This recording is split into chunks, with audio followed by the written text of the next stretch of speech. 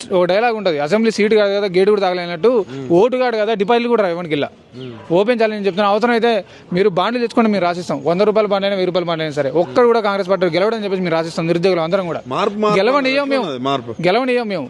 మీరు గెలిచినా మేము గెలవనియ్యం. మార్పు ఎట్లున్నది? మార్పు రావాలి, కాంగ్రెస్ కావాలనేది. మార్పు వచ్చింది, వాళ్ళ ఉద్యోగాలు వాళ్ళకి వచ్చినాయి. నిరుద్యోగులు మాత్రం మీ రోడ్ల మీదే ఉన్నాయి.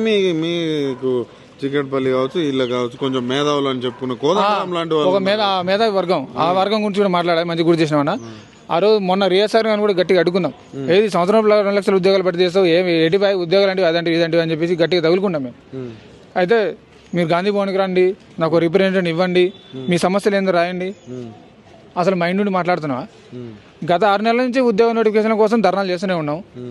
మా సమస్య ఏందో నువ్వు పోయి అక్కడ పైన చెప్పాలి, నీకు తెలీదా? మళ్ళీ మేము రాసిచ్చి మళ్ళీ అంటే ఏదో కాలయాపన చేసి ప్రయత్నం చేస్తూ ఉన్నారు.